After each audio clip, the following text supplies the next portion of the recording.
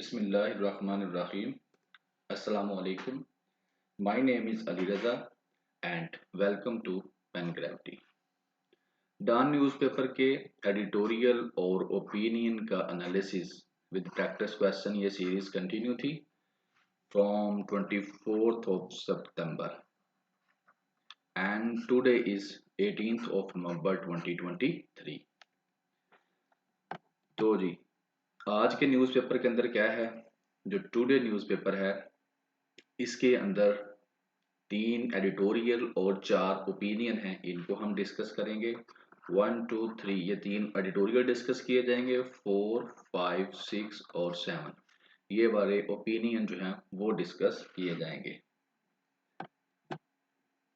तो फर्स्ट हल्का सा कि है क्या इनके अंदर जी,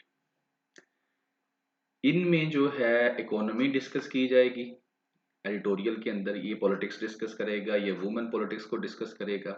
इंटरनल सिक्योरिटी, आज के जो आपके ओपिनियंस है ना ये डायरेक्टली जो है आपके कोर्स आउटलाइन से मैच कर रहे हैं। इंटरनल सिक्योरिटी जैसे आपको being a student of comparative exams आपको पता होना चाहिए कि इंटरनल सिक्योरिटी है क्या, उसमें प्रॉब्लम्स क्या हैं, क्या इश्यूज हैं पाकिस्तान को। और रिफ्यूजी का जो इशू चल रहा है उसको एक नई डिमेंशन के अंदर इसने डिस्कस किया है, वेरी वेल डिस्कस्ड, और एक नई चीज आपको बताई है। सो यानी कि इनके अंदर इंशाल्लाह टुडे आपको काफी नई चीजें जो हैं वो सीखने को मिलेंगी। और आज का जो क्वेश्चन है आपके लिए वो ये है कि नेशनल असेंबली में और सेनेट में जो वुमेन्स की सीट हैं वो कितनी है। तो पहले आपने टोटल सीट बतानी है जो अमेंडमेंट्स के बाद हैं, ठीक है ना। इसमें नेशनल असेंबली की टोटल सीट्स कितनी है और सेनेट की टोटल सीट कितनी है, उसके अंदर वुमेन्स की जो रिजर्व सीट है वो कितनी है, ये आपने कमेंट सेक्शन के अंदर सेंड करना है लिखकर, ठीक है। एंड आपके जो कमेंट्स हैं समझ लें कि वही हमारे लिए एनर्जी है, हमको जो है वो आगे चलने की ताकत देते हैं। तो आपने कमेंट्स ज़रूर करने हैं रिगार्डिंग दिस जो है इसकी इम्प्रूवमेंट के लिए भी लेक्चर की, क्योंकि हम इसके ऊपर काफ़ी वर्किंग कर रहे हैं कि ये विद पैसेज ऑफ टाइम और इम्प्रूव हो, ताकि हमारे लिए नहीं आपके लिए कितना बेनिफिट है उस तरह से हम आपको ये कन्वे कर सकें। पीडीएफ लिंक जो है न्यूज़पेपर का और लेक्चर का वो डिस्क्रिप्शन के अंदर अवेलेबल होगा। व्हाट्सएप का लिंक चैनल का वो भी होगा, उसको आपने ज्वाइन कर लेना है। एंड चैप्टर्साइजेशन हम कर देंगे, इसके साथ चैप्टर्स बना देंगे। And any question you can ask in comment section. So जी अब आप ये आपकी जिम्मेदारी है, ये सारा काम जो है अभी जो भी करना है that is your responsibility being a part of our team.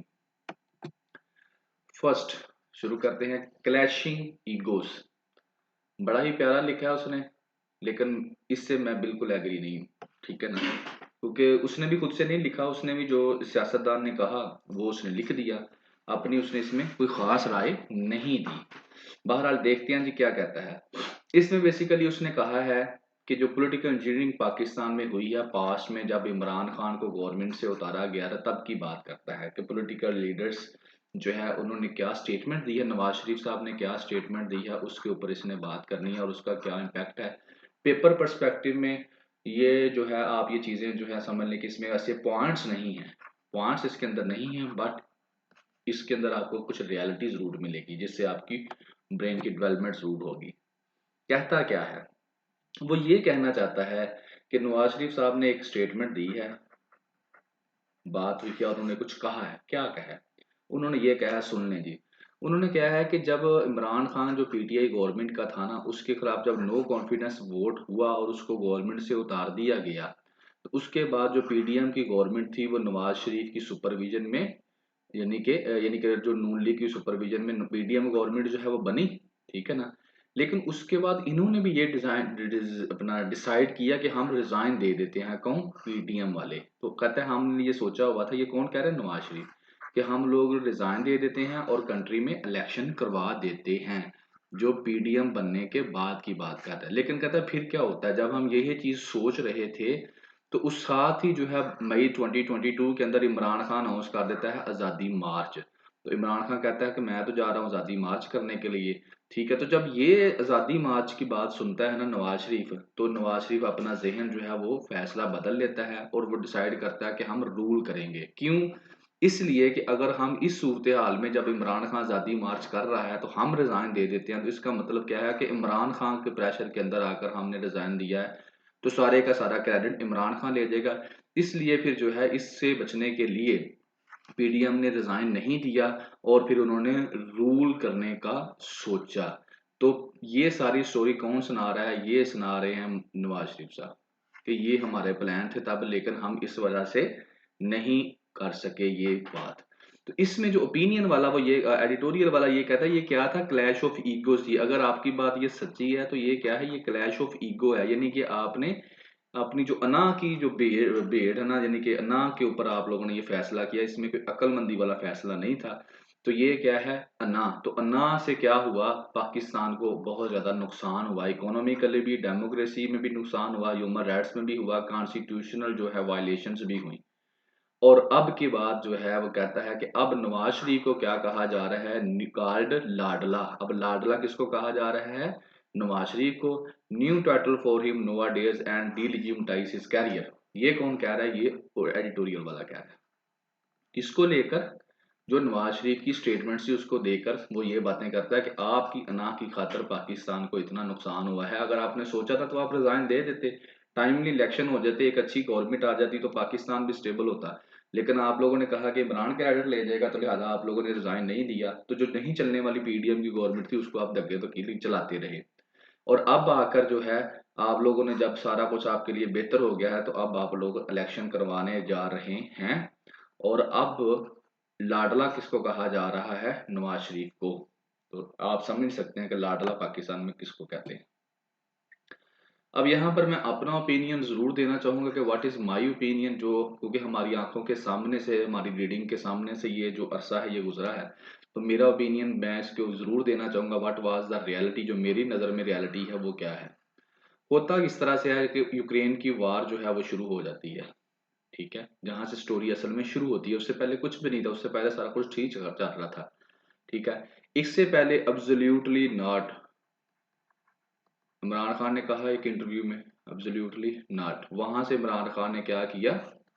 एक तो कहते हैं कि वक्त से पहले समझ लें कि नारा लगा दिया। अभी तैयार भी नहीं था पाकिस्तान तो उसने कहा कि नहीं, एब्सोल्युटली नॉट का उसने नजारा नारा लगा दिया, डायरेक्ट बात कर दी, डिप्लोमेटिक लैंग्वेज के अंदर उसने बात नहीं की। एब्सोल्युटली नॉट के बाद से गेम शुरू हुई और फिर गेम आई कहां पर? यूक्रेन की वार, यूक्रेन की जंग शुरू होती है। और यूक्रेन की जंग शुरू होने से एक दिन पहले क्या होता है? इमरान खान साहब जो हैं वो क्या जाते हैं, कहाँ जाते हैं? विजिट करते हैं रशिया। और अगले दिन जब ये वापस आते हैं तो पीछे से जंग लग जाती है। तो जब ये दो चीजें होती हैं तो फिर वेस्टर्न जो मीडिया है वो क्या कहता है?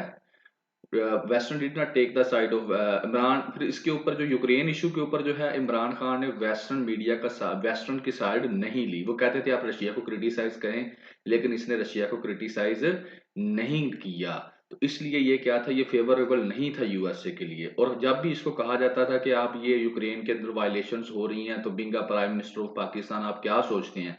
तो जो भी इंटरनेशनल मीडिया, बीबीसी, सीएनएन वाले जब इसका इंटरव्यू लेते थे तो ये पहले बात करना शुरू कर रहा था कश्मीरी राइट्स की, कि आप लोग यूक्रेन के राइट्स की तो बात करते हैं तो कश्मीर के राइट्स की क्यों नहीं बात करते? यानी कि आगे से उनको पड़ जाता था। तो ऐसा बंदा जो है उनको फेवरेबल नहीं था। तो लिहाजा अब ये जो है इसने यहाँ से अपनी गेम जो है इसने खराब कर ली, किसने? इमरान खान ने। जब ये हो गया तो फिर यूएसए वालों ने क्या किया? वेस्टर्न वर्ल्ड ने, उन्होंने फिर क्या किया जी कि अब क्या किया जाए? फिर अल्टीमेटली पाकिस्तान की आर्मी हमेशा से हर काम के अंदर इन्होंने अपना रोल अदा करना होता है, तो यहाँ पे भी इन्होंने रोल अदा किया।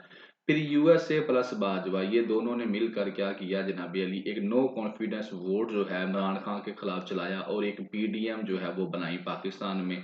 और हम पैसे किधर से आए? वो जहां से भी आए, अमेरिका से आए या जिधर से भी आए, डॉलर्स आए, खरीदे बंदे खरीदे गए, जिसको हम लोटे कहते हैं पंजाबी में।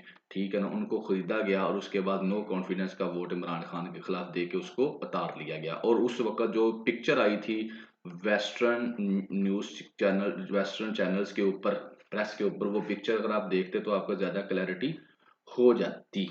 ठीक है ना, वो पिक्चर चले मैं दिखा तो नहीं सकता, मेरे जेहन से निकल गई, वरना आपको दिखा भी देता। वो पिक्चर ऐसे ही थी कि जैसे एक तवायफ होती है तो उसकी कोई यानी कि इज्जत लूट ली जाती है, कोई बंदा उसकी इज्जत लूट रहा है। तो वहां पे यही था कि एक पिक्चर में क्या था कि एक लेडी बैठी हुई थी और उसने अपने ऊपर जो चादर ली हुई थी उसके ऊपर पाकिस्तान का फ्लैग बना हुआ था, और एक साइड पर एक जो आदमी खड़ा था उसने अमेरिका की कैप पहनी हुई थी। और डॉलर उसके ऊपर पड़े हुए थे। यानी कि उन्होंने ये साबित किया कि पाकिस्तान को जो गवर्नमेंट को तब्दील करना या पाकिस्तान को तब्दील करना को that not a big deal. आप पैसे दें जो मर्जी करवा लें, तो वही काम यहाँ पर हुआ। पैसे दिए गए, डॉलर्स दिए गए, नो कॉन्फिडेंस का वोट इमरान खान के खिलाफ आया, इमरान खान को उतार के पीडीएम बना दी गई।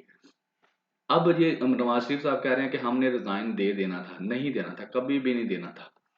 क्यों नहीं देना था, उसकी वजह ये है, उसकी वजह ये है कि पीडीएम वाले जितने भी बंदे थे ना, चाहे वो नवाज शरीफ हो, चाहे वो शहबाज शरीफ हो, शहबाज शरीफ का अपना बेटा सुलेमान, जरदारी, जरदारी की बहन जो थी, वो सारी की सारी, इन सब के खिलाफ करप्शन केसेस चल रहे थे नैब के अंदर। ठीक है, इन सब के खिलाफ करप्शन के केसेस चल रहे, तो ये इनके लिए एक बड़ा अच्छा मौका था कि पीडीएम में आए गवर्नमेंट ने, तो ये आए तो इन्हों के खिलाफ तो सारे केसेस चल रहे थे, तो इनको एक अच्छा मौका मिल गया। इन्होंने क्या किया, इन्होंने अपने केसेस जो थे ना, अपने करप्शन चार्जेस थे, इन्होंने कहा अच्छा मौका, इनसे अपनी जान छुड़वा लो। तो इन लोगों ने सारे के सारा जो करप्ट टोला था ना, इन्होंने फिर क्या किया, नैब लॉज को ही बदल दिया। जो नैब के लॉज जिनके अंदर इनके ऊपर केसेस चल रहे थे, इन्होंने उसके अंदर अमेंडमेंट ही कर दी, सारी की सारी चेंजेस ही कर दी।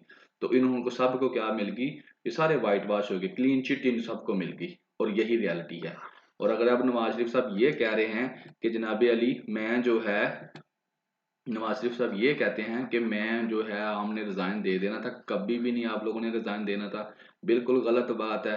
आप लोग तो खुद करप्शन के जो केसेस हैं वो आपके खिलाफ थे, तो आप लोगों को तो एक अच्छा मौका मिला अपने करप्शन के केसेस से जान छुड़वाने का उस वक्त। तो लिहाजा अब ये जो स्टेटमेंट ये दे रहे हैं नवाज शरीफ साहब के, जनाब अली ये हो जाना था, हमने रिजाइन दे देना था, ये बस एक politics, and politics is the name of possible, कि क्या पॉसिबल हो सकता है। और एक चीज और, ये जो इमरान खान को देखा आपने उतारा, और जैसे ये इन्होंने उतारा, अब जुलाई से आपके उसके बाद 2022 से ये आईएमएफ वाले भी अब आपकी बात सुनना शुरू हो गए। उससे पहले ये भी आपकी बात नहीं सुन रहे थे। तो ये जो गुड दे रहा है पीछे वाले आईएमएफ वाले बंदे को, अब देख लें खुद ही कि पहले प्रीवियस इतना बर्डन है लोगों के ऊपर, और ये रिव्यू करके कह रहा है कि ठीक है और पैसे दे दो इनको, और बर्डन इसके ऊपर डाल दो, इट्स ओके, कोई मसला नहीं है। तो ये जो थी है, ये कब आईएमएफ कब पैसे देता है, जब आपकी जो गवर्नमेंट होती है उसकी यूएसए के साथ यस होती है। अगर यस नहीं है तो आपको पैसे भी नहीं मिलने वाले। ठीक है, तो ये यूएसए ने एक इनडायरेक्ट, वेस्टर्न वर्ल्ड ने इकोनॉमिक स्फेयर को कंट्रोल करने के लिए वर्ल्ड बैंक, आईएमएफ और ये मुख्तलिफ जो ऑर्गेनाइजेशंस बनाई हुई हैं, ये जस्ट उन्होंने इनडायरेक्ट आपको कंट्रोल करने के लिए बनाई हुई हैं। तो यही रियलिटी है जनाब अली। दो डाउट आप लिखें पेपर में, ये ना लिखें, लेकिन आपको पता होना चाहिए। आगे आ जाते हैं जी, दूसरा आपका जो एडिटोरियल है उसके ऊपर, वो है बैंक्स प्रॉफिट। ये नंबर 2 है जी। बैंक प्रॉफिट्स के अंदर बेसिकली वो डिस्कस क्या करेगा इसके अंदर, ये अब मैंने लिखना था लेकिन इकोनॉमी का आपका ये टॉपिक होगा। इसके अंदर यही है कि उन्होंने कहा जी 40% टैक्स लगा दो बैंक्स के ऊपर। ठीक है, किसके ऊपर, बैंक्स के ऊपर, किस जो विंडफॉल इनकी होती है एक, विंडफॉल इनकम के ऊपर टैक्स लगा दो। वो क्या होती है मैं आपको बताता हूँ। विंडफॉल इनकम के ऊपर इनका ऊपर 40% टैक्स लगा दे, ताकि पाकिस्तान की जो गवर्नमेंट है वो अपना रेवेन्यू इकट्ठा कर सके। तो इस तजवीज के बारे में बात करता है कि ये फेवरेबल है या नहीं है। तो चलिए देख लेते हैं जिसको। पहले तो विंडफॉल देख लें, विंडफॉल क्या होता है। विंडफॉल एक ऐसी मनी को कहते हैं जो कि किसी को मिल जाती है अनएक्सपेक्टेडली, बाय लक जिसको जो पैसे मिल जाते हैं, जिसमें उसको मेहनत अचानक से पैसे मिल जाए, जैसे आपको लॉटरी जीत लेते हैं, ये जैकपॉट आपका लग जाता है, तो इसको कहते हैं विंडफॉल। तो इसके ऊपर जो बैंकों ने जैकपॉट बैंकों के लगे थे ना, वो कैसे लगे थे वो भी बताता हूँ। वो जो जैकपॉट बैंकों के पिछले 2 साल से पाकिस्तान में लग रहे थे ना, उसके ऊपर जो करंट गवर्नमेंट है उसने देखा कि ये तो बड़े इन्होंने पैसे कमा लिए हैं, तकरीबन 110 बिलियन रुपीज कमा लिए हैं पिछले 2 सालों में, 2021 और 22 के अंदर। तो ये जो इनका जैकपॉट लग रहा है ना, तो इसके ऊपर लगाओ ना जरा 40% टैक्स, ताकि ये तो खत्म होना, ये क्या इन्होंने ड्रामेबाजी शुरू की हुई है। तो जनाब यदि इसके ऊपर अब वो नजर पड़ गई कि यहाँ से पैसा बैंक्स कमा रहे हैं, तो लिहाजा अब इसको लगाओ 40%, इसके ऊपर भी टैक्स लगाओ, ताकि पाकिस्तान जो है वो पैसे कमाए, बजट में पैसे आए। अब देखना ये है कि ये फेवरेबल है या नहीं है। तो चलिए चेक करते हैं। कहता है जी द केयर टेकर कैबिनेट जो डिसीजन है उसने क्या लिया है, 40% विंडफॉल टैक्स बैंक्स का जो प्रॉफिट है उसके ऊपर लगाओ। अब वो क्या है, विंडफॉल टैक्स यहाँ से कहाँ से आता है, foreign exchange business in 2021 and 2022, ठीक है ना, would yield at the negligence additional revenue. या तो कहता है कि अच्छा विंडफॉल टैक्स यहाँ पर लगता है फॉरेन एक्सचेंज के, ये जो आपके जो डॉलर्स है ना, उसकी जो ये एक्सचेंज करते हैं, तो बैंक उससे बड़ा पैसा कमाते हैं। चलो मैं आपको बता ही देता हूँ, आगे आएगा तो चलिए रिपीट हो जाएगा, यही है ना, कोई बात नहीं। तो बेसिकली जब 2021 और 2022 के अंदर जो डॉलर था ना, आपको पता है कि पाकिस्तान के अंदर जो भी नो कॉन्फिडेंस का मोशन चला, इमरान खान को उतारा, उसके बाद इकोनॉमी बहुत ज़्यादा ख़राब होगी एंड फाइनली क्या होता है उससे, आपका जो डॉलर है ना वो स्टे नहीं कर रहा था, भाग ही जा रहा था ऊपर। तो आप लोग यानी कि इकोनॉमी जो है ना स्टेबल अनस्टेबल हो गई थी। तो उस अनस्टेबिलिटी से ना इन बैंक्स ने बड़ा फायदा हासिल किया है। इन्होंने को यानी कि इनके पास काफी फिगर्स होते हैं, ये फिर इन्होंने उसको डॉलर्स को बेचना, खरीदना, रिजर्व्स को आगे पीछे करना, तो उससे इन्होंने 110 बिलियन पैसा जो है, रुपया जो है वो इकट्ठा कर लिया था। तो उस जो रिजर्व जो है ना, उसके ऊपर जो टैक्स लग रहा है उसको हम कहेंगे विंडफॉल टैक्स, जो फॉरेन एक्सचेंज बिजनेस के ऊपर बैंकों ने करके पैसे कमाए थे उस प्रॉफिट के ऊपर। ठीक हो गया। अब वो कहते हैं कि क्या ये वाला जो 40% वाला मामला है ये ठीक है या नहीं है। कहता है इसमें दो ही चांसेस है। नंबर एक तो ये चांसेस है कि पहले वो तो यही कहता है कि गवर्नमेंट जो है ना अगर ये कर भी लेती है ना, ठीक है ना, एडिशनल रेवेन्यू लगा भी देती है, लेकिन फिर भी गवर्नमेंट जो है ना एक्सपेक्ट कर रही है ना अपना 40 बिलियन का जो रेवेन्यू कई करना वो इकट्ठा नहीं कर सकेगी। और दूसरा ये है कि ये खुद कुछ भी नहीं है कि सिर्फ बैंकों को आप और ज्यादा पनिशमेंट देंगे, ये वो एनालाइज करके बता रहा है। फिर वो आगे बताता है क्यों मैं ऐसे कह रहा हूँ। वो कहता है कि जो सेक्शन 99D है ऑफ द फाइनेंस एक्ट 2023, जो कि प्रीवियस जो पाकिस्तान मुस्लिम लीग नवाज की सेटअप था ना, प्रीवियस पीडीएम वाले, उन्होंने जो है वो पास किया था। और उसके अंदर ये था कि आप जो है ना विंडफॉल टैक्स वो 50% तक लगा सकते हैं। ठीक है ना, 50% तक आप विंडफॉल टैक्स जो है वो लगाएंगे on profit organisations from the abrupt committee, यानी कि 50% तक आप लगाएंगे नेक्स्ट ईयर से। लेकिन वो कहता है कि ये हम नहीं लगा सकते। क्यों नहीं लगा सकते? क्योंकि जो एग्जिस्टिंग टैक्स बर्डन है ना बैंक्स के ऊपर वो पहले ही बहुत ज्यादा है, तो हम इसको नहीं लगा सकते 50% को, जो कि पहले कहा गया था कि नेक्स्ट ईयर लगाएंगे। 2023 के अंदर एक एक्ट पास किया था जो पीडीएम गवर्नमेंट थी उसने। अब वो आगे चलता है, कहता है इससे जो है ना besides banks have an in the recent past repeatedly have accused making profit.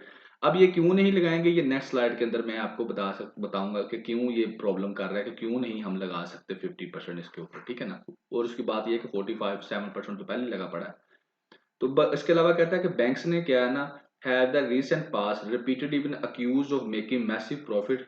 ये जो पैसे कमाए ना 110 बिलियन 2 साल के अंदर, तो उसमें क्या है कि बैंक्स के ऊपर ये इल्जाम है कि उन्होंने बहुत ज्यादा प्रॉफिट हासिल किया है डॉलर का जो ट्रेड करके, जो speculative dollar trade and transactions है ना वो करके, और इसके अलावा फॉरेक्स मार्केट को वोलेटाइल करके, हाई वोलेटाइल, इन दोनों जगह के ऊपर। और इसके अंदर एक्सचेंज रेट भी ज़ाहिर है हमारा ठहर नहीं रहा था पिछले 2 सालों में। तो इन सारी चीज़ों को इस्तेमाल करके जो बैंक्स हैं उन्होंने बड़ा पैसा कमाया है। And state bank of Pakistan ने पहले इन्वेस्टिगेशन शुरू कर दी है और पेनलाइज भी किया है बैंक्स को, जो कि इस breach of its regulations of forex exchange transactions है। यानी कि स्टेट बैंक ऑफ पाकिस्तान के कुछ रेगुलेशंस है ना कि इतने पैसे जो डॉलर्स हैं वो जाएंगे या इतने नहीं जाएंगे, ये लिमिट है। तो ये कुछ बैंकों ने तो वो प्रॉफिट कमाने के लिए उसको एक्सीड कर दिया। तो कहता उनको भी जो है ना वो सजा मिलेगी। अब आ जाते हैं सेक्शन 99D के ऊपर, फाइनेंस एक्ट के, जो कहता है कि 50% से ज्यादा नहीं लगाना। ठीक है ना। तो कहता है अब तो हम सिर्फ लगा ही 3% रोक सकते हैं, इससे ज्यादा लगा ही नहीं सकते। क्यों? क्योंकि ऑलरेडी 47% तो पहले लगा पड़ा है। ठीक है ना। तो इसलिए हम 3% से ज्यादा नहीं लगाते। कहते हैं कि इसके अलावा अगर गवर्नमेंट ने फिर भी 40% लगाना है ना, यानी कि 47% तो पहले लगाया, और जो ये एक्ट ये कहता है कि 50% से ज्यादा नहीं लगाना, तो आप मैक्सिमम 3% लगा सकते हैं। ठीक है ना। लेकिन अगर इस गवर्नमेंट ने 40% ही और लगाना है तो 47 + 40 तो वो तो हो गया 87। ठीक है ना। तो कहता है अगर 40% ही और लगाना है तो फिर जो गवर्नमेंट को क्या करनी पड़ेगी, इस केस के अंदर क्या करनी पड़ेगी, कुछ अमेंडमेंट्स करनी पड़ेंगी इस एक्ट के अंदर। एक चीज तो ये है। दूसरा वो कहता है इससे जो है ये तो बैंकों को आप पनिशमेंट देंगे ना, कि क्या करेंगे, सारे के सारे उनसे जितना भी प्रॉफिट है समझ लें आपने वापस ही ले लिया ना, 100 में से 87% आपने वापस ले लिया, तो बाकी क्या रह गया। तो कहता है इस केस के अंदर जो बैंक्स है ना वो not going to produce more cash, उनके पास ज्यादा कैश पैदा फिर नहीं होगा गवर्नमेंट को देने के लिए। ठीक है ना। At least not without a good fight. ठीक है। तो इसमें ये एक्सप्लेन करता है कि 50% जो है उसके तहत मैक्सिमम आप लगा सकते थे, 47% पहले लगा रखा है, तो अब आप 40% और लगाएंगे तो बैंक तो बिल्कुल, बैंकों को क्या मिलेगा फिर। ठीक है। तो ये इसके अंदर उसने डिस्कस किया है कि गवर्नमेंट जो है टैक्स लगा रही है। तो इकोनॉमी के परस्पेक्टिव में आपको जो है इसका आइडिया हो जाएगा। आगे आ जाएंगे नंबर 3 पर, वुमेन पॉलिटिशियंस। वुमेन पॉलिटिशियंस की बात करेगा, इसके अंदर पाकिस्तान की डेमोक्रेसी की बात होगी, ठीक है ना।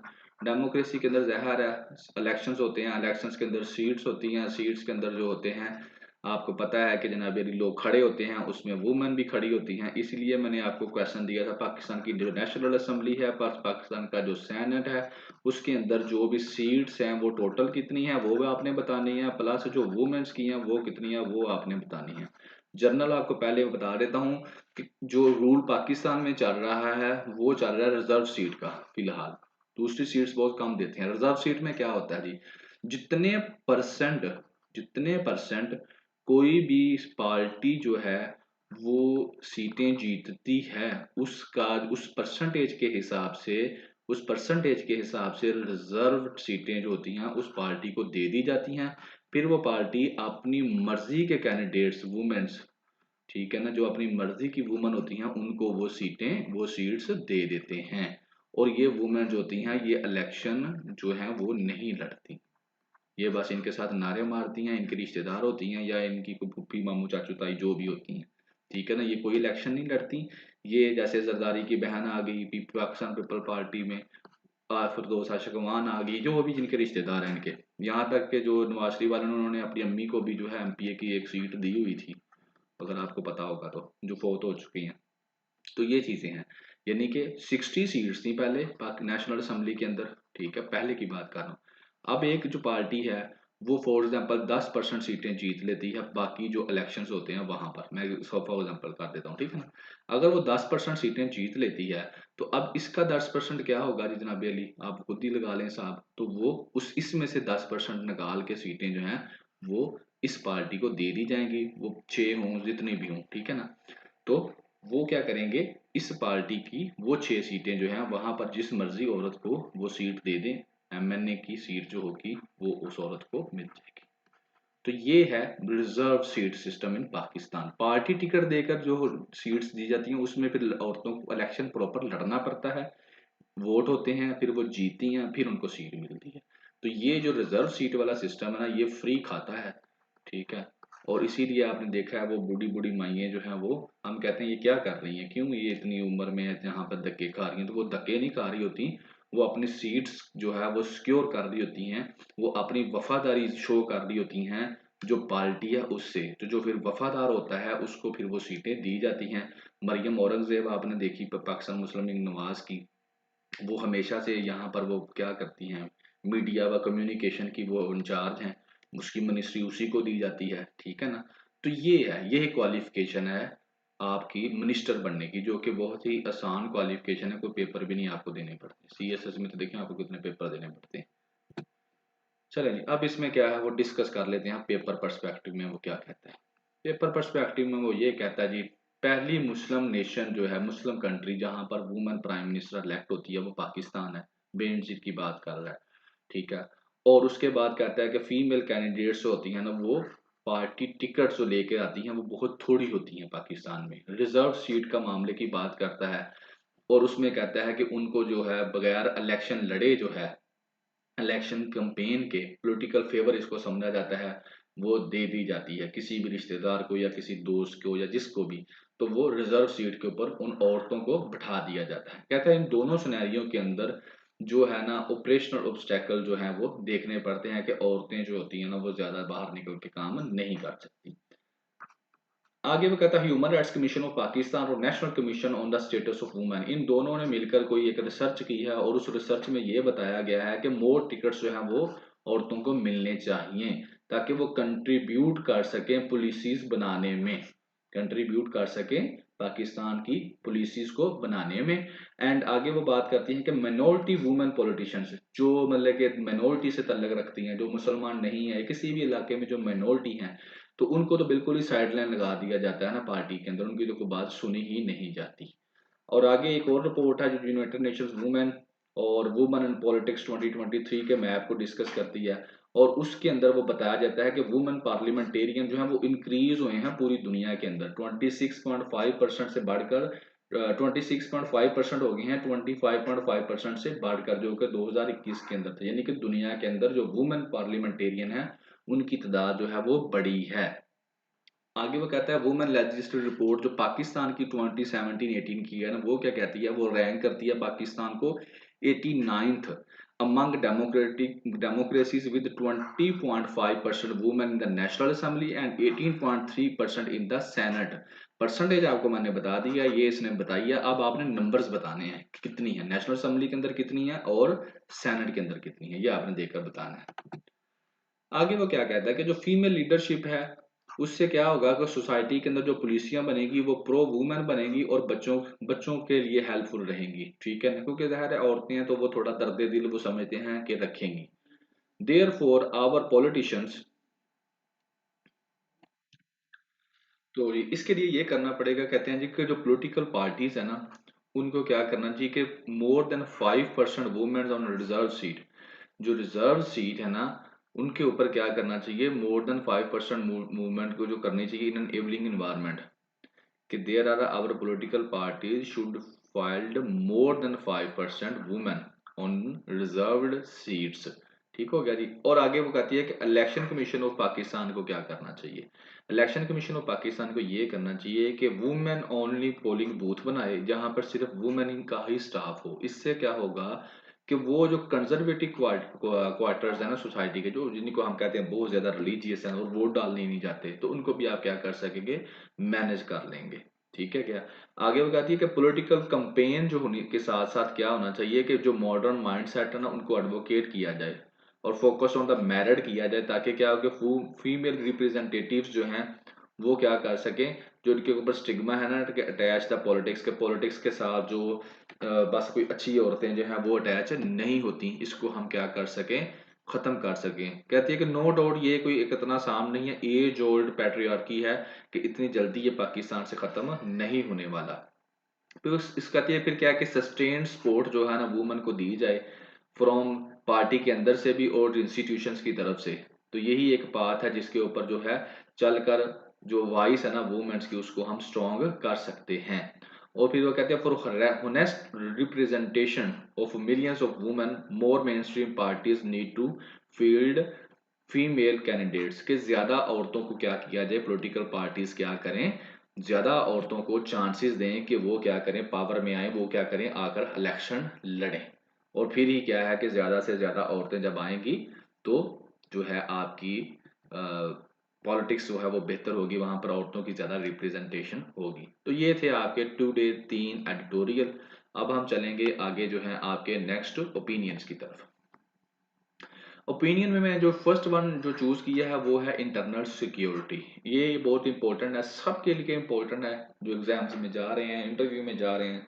आपको पता तो ये इंटरनल सिक्योरिटी क्या बात, नेशनल सिक्योरिटी की तो हम अक्सर बात कर लेते हैं कि नेशनल सिक्योरिटी, नेशनल सिक्योरिटी क्या है जी, ठीक है। इंटरनल सिक्योरिटी क्या है उसके ऊपर उसने लिखा है, और ये सारा इसने डाटा ही जो है इकट्ठा किया होता है। जो आखिरी दो ओपिनियन होते हैं वो डाटे में ज्यादा डाटा होता है उनके अंदर, जो फर्स्ट दो ओपिनियन होते हैं उनके अंदर कुछ सोच होती है कि हर एक ओपिनियन लिखने वाला अपनी किसी इशू के ऊपर सोच को देता है कि मैं ये कहता हूँ, लेकिन इनमें ज्यादातर क्या होता है, डाटा एनालाइज किया जाता है। तो चलिए इसको करते हैं। इसके अंदर आपको इंटरनल सिक्योरिटी का प्रॉपर कंसेप्ट समझ आ जाएगा कि इंटरनल सिक्योरिटी है क्या, फैक्टर्स कौन से हैं जिनके ऊपर इंटरनल सिक्योरिटी जो है वो डिपेंड करती है, और पाकिस्तान की जो इंटरनल सिक्योरिटी है उसका क्या स्टेटस है, कौन कौन सी चीजें हैं जो उसको लेकर जो है वो चल रही हैं। तो काफी स्टूडेंट्स कह रहे थे कि सर ओपिनियंस की भी स्लाइड बनाए, तो सबकी तो नहीं बना सके, लेकिन जिनके थोड़ा टाइम के हिसाब से जो है हमने ये पहले वाले की तो बना दी हैं, और बाकी को भी आप लोग देख लें इंशाल्लाह, क्योंकि जिसमें जरूरत पड़ेगी हम उसमें स्लाइड्स बना देंगे। तो इसमें काफी डाटा था, ज्यादा पढ़ने वाला था, तो हमने इसकी बना दी। इंटरनल सिक्योरिटी पहले तो सबसे वो देता है इसकी डेफिनेशन, कहता सादी सी डेफिनेशन ये है कि इनकैपेसिटी एवरीथिंग, हर वो चीज जो स्टेट के अंदर है और does to protect lives and property within its geographical limits, ये इसकी इंटरनल सिक्योरिटी कहलाती है। इंटरनल सिक्योरिटी के अंदर हर वो चीज आती है, everything a state does to protect, ठीक है ना, to protect lives and property within its geographical limit, एक ज्योग्राफिकल लिमिट के अंदर हर वो उस काम जो स्टेट करती है टू प्रोटेक्ट लिव्स और प्रॉपर्टी, वो क्या होती है, इंटरनल सिक्योरिटी होती है जी। डायनामिक्स ऑफ इंटरनल सिक्योरिटी कहता है डिपेंड करता है वेरियस फैक्टर्स के ऊपर डिपेंड करती है, जिसके अंदर ज्योग्राफिकल लोकेशन भी है, ज्योग्राफिकल लोकेशंस के हिसाब से आपकी इंटरनल सिक्योरिटी बदलती है, कल्चर है आपका, एथनिक रिलीजियस डाइवर्सिटी है। तो इसके ये वेरियस फैक्टर हैं जिनके हिसाब से आपकी एथनिक जो इंटरनल सिक्योरिटी है वो क्या हो जाती है, डायनामिक्स जो है उसके चेंज हो जाते हैं। अदर फैक्टर्स जो इम्पैक्ट करते हैं इंटरनल सिक्योरिटी को वो कौन से हैं, ये सारे के सारे लिख दिए गए हैं।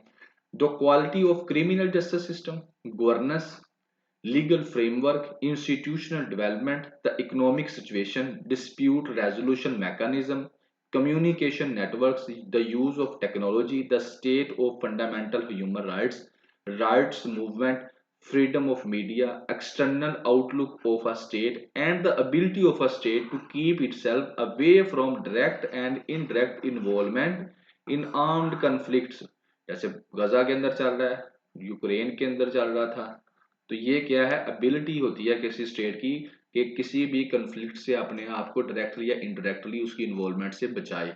तो ये होते हैं इंटरनल सिक्योरिटी के, आप कह लें, फैक्टर्स जो कि इंटरनल सिक्योरिटी को इम्पैक्ट करते हैं, जिसकी वजह से इंटरनल सिक्योरिटी किसी भी स्टेट की क्या है वो डिस्टर्ब हो सकती है। आगे आ जाए जी। आगे वो पाकिस्तान की बात करता है कि इंडिपेंडेंस के बाद पाकिस्तान मेड सम, कोशिश की थी पाकिस्तान ने कि जो कॉलोनियल क्रिमिनल जस्टिस सिस्टम है ना उसको क्या किया जाए, चेंज किया जाए। क्रिमिनल जस्टिस सिस्टम जो कॉलोनियल जो अंग्रेजों का था हमारे पास उसको क्या किया जाए, बदला जाए। मगर कहता है कि ये हमारी एफर्ट जो है वो कामयाब नहीं हुई। क्यों नहीं कामयाब हुई, उसके अंदर कुछ रीजन थी। नंबर वन ये था कि जो है लैक ऑफ पॉलिटिकल ओनरशिप, और नंबर टू पब्लिक सपोर्ट, ये दोनों चीजें नहीं थी। तो इसकी वजह से क्या हुआ कि ये हमारी जो कोशिश थी ये नाकाम गई, हम क्रिमिनल जस्टिस सिस्टम को चेंज नहीं कर सके। और अभी तक वो जो गोरों ने बनाया हुआ है, अंग्रेजों ने कॉलोनियल टाइम का, उसी को चला रहे हैं।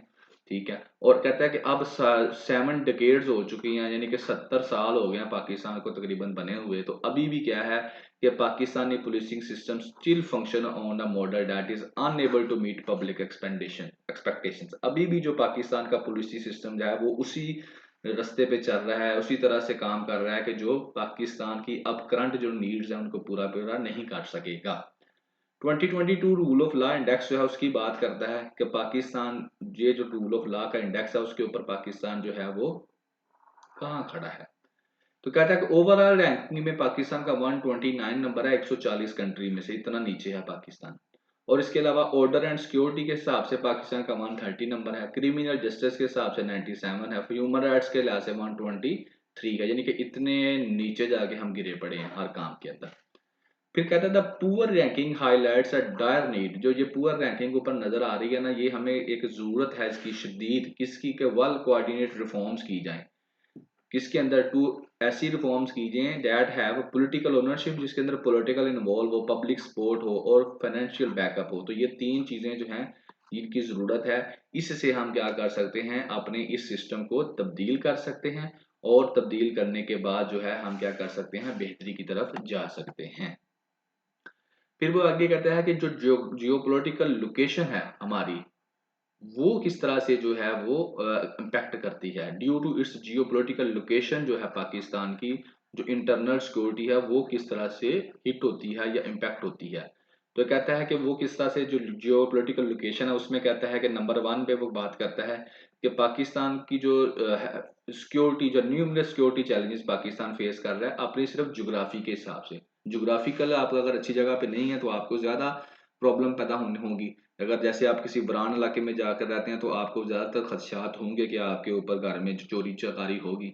लेकिन अगर आप लाहौर में रहते हैं तो ये चांसेस कम हो जाएंगे। तो इसी तरीके से ये पाकिस्तान की जो लोकेशन है उसके हिसाब से भी पाकिस्तान को कई सिक्योरिटी चैलेंजेस का सामना करना पड़ रहा है। जैसे कि कहते हैं कि रीजन जो है पाकिस्तान इंक्लूडिंग पाकिस्तान दी 3 न्यूक्लियर पावर ने जी इतने इससे रीजन ਦੇ ਵਿੱਚ ਜਿੱਥੇ पाकिस्तान है, चाइना है, इंडिया है और पाकिस्तान न्यूक्लियर पावर्स हैं। 3 न्यूक्लियर पावर्स हैं इसी रीजन के अंदर जहां पाकिस्तान है। 5 मोस्ट पॉपुलर कंट्रीज हैं, दुनिया की 5 वो मुल्क जो सबसे ज्यादा जिनकी आबादी है वो यहाँ पर ही है, जैसे इंडिया है, चाइना है, पाकिस्तान है, और आगे आप चाहें तो मलेशिया है। ठीक है ना। तो ये वाले सारे जो हैं ये इनकी आबादी के लिहाज से भी इसी इलाके में पाए जाते हैं। फिर दुनिया के 12 जो लार्जेस्ट सिटीज हैं वो भी यहाँ पर ही पाई जाती हैं, इसी लोकेशन के अंदर, इसी ज्योग्राफी के अंदर। फिर 1979 में अफगानिस्तान में कौन आया था, स्वेत के जो फौजी आए थे। 2001 के अंदर अमेरिका आया था यहाँ पर। इसकी वजह से भी पाकिस्तान जो है अपने नॉर्थ वेस्टर्न बॉर्डर पर काफी ज्यादा मसरूफ रहा है। फिर कश्मीर का इशू भी यहाँ पे चल रहा है। तो ये सारी की सारी चीजें जो ऊपर उसने मेंशन की हैं, ये सारी क्या है, ज्योग्राफिकल पाकिस्तान की लोकेशन होने की वजह से, और ये सारी की सारी पाकिस्तान को क्या कर रही हैं, पाकिस्तान की जो इंटरनल सिक्योरिटी है उसको इम्पैक्ट भी कर सकती हैं और असरअंदाज भी हो सकती हैं। आगे कहता है कि रिकग्नाइजिंग द कनेक्शन, ये अब क्या चल रहा है, ये आपका ओपिनियन चल रहा है। स्लाइड्स बनाए तो फिर इस तरह से ही होता है, लंबा चला जाता है काम ना। Recognising the connection, internal security और एडमिनिस्ट्रेटिव रिफॉर्म्स, कहता है जो इंटरनल सिक्योरिटी है और एडमिनिस्ट्रेटिव रिफॉर्म्स है, ये क्या होनी चाहिए, इनके दरमियान क्या करना चाहिए, कनेक्शन जो है हमको मानना चाहिए। और हम मानते नहीं हैं कि जो इंटरनल सिक्योरिटी है वो किस तरह से एडमिनिस्ट्रेटिव रिफॉर्म्स के ऊपर असरअंदाज, या एडमिनिस्ट्रेटिव रिफॉर्म्स किस तरह से इंटरनल सिक्योरिटी के ऊपर असरअंदाज होते हैं। हमें इस कनेक्शन को मानना चाहिए, लेकिन हम मानते नहीं हैं। तो कहता है यही वजह है कि पाकिस्तान के ज्यादातर प्रोविंसेस जो हैं वो एडमिनिस्ट्रेटिव बेस के ऊपर नहीं बनाए गए, बल्कि मार्केट की गई एथनिसिटी के बेस के ऊपर, कि एक पंजाबियों का बना दिया, कि सिंधियों का बना दिया, कि बलोचियों का बना दिया, केपी वालों का बना दिया। एडमिनिस्ट्रेशन के हिसाब से नहीं हमने बनाया कि यार यहाँ से इलाका इतना काट कर दिया तो यहाँ के लोगों को ये फिर अगला काट लिया, नहीं, हमने एथनिसिटी के हिसाब से बनाए हैं। तो एडमिनिस्ट्रेटिव हिसाब से हमने अपने सूबे नहीं बनाए। फर्दर कहता है कि ये जो प्रोविंसेस हैं very greatly in area and population, किसी का यानी कि एरिया बहुत ज्यादा है, किसी की पॉपुलेशन जो ज्यादा है, और सोशल इकोनॉमिक इंडिकेटर्स भी डिस्टर्ब हो रहे हैं। जैसे बलूचिस्तान की बात करता है तो उसका एरिया 44% है, पंजाब की बात करता है तो उसके अंदर पॉपुलेशन सबसे ज्यादा है, एरिया बलूचिस्तान का सबसे ज्यादा है। तो ये क्या है, ये भी इश्यूज हैं। फिर वो कहता है कि जो खैबर पख्तूनख्वा में फाटा को मर्ज किया था, ये भी चलो कोई अच्छा काम हो गया, पहले तो ये भी नहीं ये लोग कर रहे थे, अब इसको मर्ज किया तो ये अच्छा काम हो गया। इससे क्या हुआ कि जो मिलिटेंट्स थे उनके लिए गुंजाइश कम हो गई है, फंडामेंटल ह्यूमन राइट्स वहां पर लोगों को मिलने शुरू हो गए हैं। और इसके अलावा different components of criminal justice system वहां पर एक्टिव हो गए हैं। इससे पहले फाटा के अंदर जो था, फेडरल एडमिनिस्ट्रेटिव ट्राइबल एरियाज के अंदर आपकी सुप्रीम कोर्ट की रिट नहीं थी, आपकी स्टेट की रिट नहीं थी, वहां पर कोई पुलिस नहीं थी, ठीक है ना। तो उसको रेगुलेट नहीं किया जाता था जिस तरह से लाहौर में लाज इंप्लीमेंट होते हैं। लेकिन अब फाटा जो कि केपीकी का हिस्सा बन गया है, तो अब जितने भी वहां पर लाज हैं वही लगते हैं जो लाहौर में लगते हैं, ठीक है ना। तो इस तरह से क्या है, अब वहां पर पुलिस आ गई है। तो इससे क्या हो गया है कि वहां पर जो लोग रहते हैं वो थोड़े सिक्योर हो गए हैं, उनको थोड़े राइट्स मिलने शुरू हो गए हैं, स्पेस कम हो गई है मिलिटेंट्स के लिए। तो इसी के लिहाज से वो कहता है कि ये बलोचिस्तान और पंजाब और बाकी सूबों को भी एडमिनिस्ट्रेशन के लिहाज से आप करें, ना कि आप लोग ये एथनिसिटी के बेसिस के ऊपर करें। एथनिसिटी की बेसिस के ऊपर करेंगे तो वो फिर इंटरनल सिक्योरिटी को हमेशा थ्रेट ही रहेगा। The improve internal security situation, इससे क्या हुआ है, ये काम करने से, फाटा को मर्ज करने से वहां की जो इंटरनल सिक्योरिटी है वो बेहतर हो गई है। फिर आगे एक और बात करता है कि ये जो अनप्लैन्ड एंड हैजर्डियस अर्बनाइजेशन है ना कराची की, ये भी इंटरनल सिक्योरिटी को क्या है, इसकी वजह से भी डिस्टर्ब हुई है। जैसे वो कहता है कि कराची में एकदम से अनप्लैन्ड और अर्बनाइजेशन हुई है, ठीक है, उससे क्या हुआ है कि रिजल्टेंटली वर्टिकल और हॉरिजॉन्टल एक्सपेंशन हुई है कराची की। तो ये चैलेंज किसके लिए बन गया, लॉ एनफोर्समेंट वालों के लिए बन गया वहां पर, ठीक है ना। तो वहां पर जो है अब बेसिक सर्विसेज नहीं मिल रही, और जो बेसिक सर्विसेज लोगों को नहीं मिल रही, आबादी ज्यादा होने की वजह से, कम्प्लिकेशन रप्ट यानी कि अर्बनाइजेशन होने की वजह से, तो वो भी क्या है, एक चैलेंज बन चुका है। अब इसके अलावा कई एरियाज ऐसे हैं जो वीकली गवर्न किए जाते हैं, और उन एरिया में क्रिमिनल्स चले जाते हैं, टेररिस्ट ग्रुप्स जो हैं वो रहते हैं, उससे क्या हो रहा है, इंटरनल इंस्टेबिलिटी हो रही है, मिलिटेंसी पैदा हो रही है। और फिर इस वजह से क्या, एक और भी चीज है इसकी अर्बनाइजेशन होने की, वो ये कहता है कि जब मिलिट्री ऑपरेशन होते हैं ना बलूचिस्तान के अंदर, कैपिटल के अंदर और ट्राइबल एरियाज के अंदर, तो उससे क्या होता है कि लोग वहां से शिफ्ट कर जाते हैं, ठीक है ना। और जब वो शिफ्ट कर जाते हैं तो फिर अर्बनाइजेशन हो जाती है। जैसे आपको कराची में बड़े पख्तून मिलते हैं, तो उसकी यही वजह है कि जब मिलिट्री ऑपरेशन होते हैं ना मुख्तलिफ जगहों पर, तो वहां से लोग शिफ्ट कर जाते हैं। तो फिर आगे कहता है द इनफेक्टिव एंड डिसफंक्शनल, और इसके इसकी एक और भी प्रॉब्लम है कि लोकल जो गवर्नमेंट है, इंस्टीट्यूशन है, वो बिल्कुल जो है वो वर्किंग नहीं कर रहे या इनफेक्टिवली वर्किंग कर रहे हैं। तो इस जो कराची को क्या करना पड़ना पड़ रहा है, इन सारी प्रॉब्लम्स को फेस करना पड़ रहा है। और ये सारी प्रॉब्लम्स क्या है, इंटरनल सिक्योरिटी है को क्या कर रही हैं, डिस्टर्ब कर रही हैं, उसको बढ़ा रही हैं, इंटरनल सिक्योरिटी के थ्रेट्स को बढ़ा रही हैं। फिर ग्लोबलाइजेशन की बात करता है कि ग्लोबलाइजेशन से क्या होगा, टेररिस्ट जो हो गए हैं वो क्या हो गए हैं, कंडक्ट ओपन ग्रेटर ईज, कि अब वो क्या कर रहे हैं, टेररिस्ट पूरी दुनिया में जहां भी फैली जा रहे हैं ग्लोबलाइजेशन की वजह से। फिर वो कहते हैं कि इंटरनल सिक्योरिटी का जो ऑपरेटर्स है ना, वो लीगल कोड आगे इसको बेहतर करने की बातें वो करना शुरू कर देगा। Legal code amendments with changing realities, के वक्त के साथ साथ हमको तब्दीली की जरूरत है। हमारा जो लीगल सिस्टम है, जैसे कि लीगल सिस्टम किसको कहते हैं, क्रिमिनल प्रोसीजर कोड और पाकिस्तान पीनल कोड, ये दो लॉ की बुक्स हैं, सीपीसी और पीपीसी, पाकिस्तान पीनल कोड और क्रिमिनल प्रोसीजर कोड, ये लॉ में एलएलबी में आपको पढ़ाई जाती हैं और इन्हीं के ऊपर सारी वो शिकें लिखी होती हैं, सेक्शंस लिखे होते हैं। तो कहता है इनको जो है ना, ये इंपीरियल इरा की है रेसिपी है, उस इंपीरियल इरा की रेसिपी थी। अब क्या करें, इसको चेंज करें, लीगल फ्रेमवर्क इसको चेंज करें और ऐसा बनाएं कि इंस्टीट्यूशन जो है वो अकाउंटेबिलिटी उनकी हो और प्रोटेक्शन मिले सिविलियन लिबर्टीज को। तो इसको आप चेंज करने की जरूरत है, फिर ही अब हमने इंटरनल सिक्योरिटी जो है उसको बेहतर कर सकते हैं। फिर वो कहता है कि जो जिंदा एक स्टेट होती है ना, उसके पास की एबिलिटी होती है कि वो ड्रा कर सके between internal and external security threat, कि उसको क्लियर हो यार ये इंटरनल थ्रेट है, ये एक्सटर्नल थ्रेट है, and create linkage between foreign and internal security policies, कि इंटरनल सिक्योरिटी पॉलिसी मेरी क्या है और फॉरेन पॉलिसी मेरी क्या है, तो इसके बारे में क्या होगा, उसको क्लैरिटी होनी चाहिए। लेकिन पाकिस्तान में क्या कहता है कि जो लेजिस्लेशन है वो बहुत ज्यादा हो चुकी है, लेकिन ट्रांजिशन जो है वो बहुत कम है, कि हम लॉ तो बनाई जा रहे हैं लेकिन इम्प्लीमेंटेशन नहीं करवा रहे उनकी। तो अब क्या है कि हमको रीएडजस्ट करना पड़ेगा प्रोविंशियल बाउंड्रीज को, न्यूली सिटी डिस्ट्रिक्ट जो है उनको भी। तो उससे क्या होगा, बेहतरी आएगी इंटरनल सिक्योरिटी में। और इसके अलावा हमको रीडिफाइन करना पड़ेगा रोल किसका, काउंसिल ऑफ कॉमन इंटरेस्ट का, जो पाकिस्तान की इकोनॉमी को देखती है, उसका रोल को हमें रीडिफाइन करना पड़ेगा। और इसके अलावा ये कहता है कि ये सब जो करने से and reconsolidation of internal security operation करने से क्या होगा, हमारी जो नेशनल सिक्योरिटी है वो क्या होगा, वो उसमें भी पॉजिटिव हमको चीजें देखने को मिलेंगी। तो ये था आपका इंटरनल सिक्योरिटी जिसने इसके अंदर डिस्कस किया था। अब हम चलते हैं आपके सेकंड ओपिनियन के अंदर। सेकंड ओपिनियन है scapegoat, scapegoating the refugee. अब स्केप गोटिंग द रिफ्यूजी जो है जनाबी अली, ये बात असल में ये करेगा, पहले मैं आपको स्केप गोटिंग का मतलब बता दूं कि स्केप गोटिंग होती क्या है। स्केप गोटिंग बेसिकली ये होती है कि जनाबी अली अपना जो गलती है ना किसी के ऊपर डाल के उसको क्रिटिसाइज करना।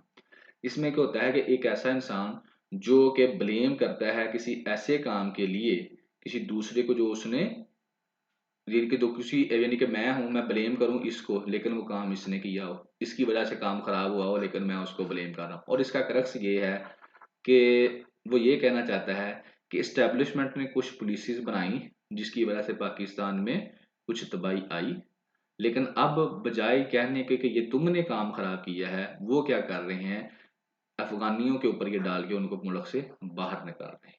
तो ये है स्केप गोटिंग, ठीक है ना। The act of blaming a person, उस पर्सन के ऊपर ब्लेम करना जो असल में उस चीज का जिम्मेवार नहीं है।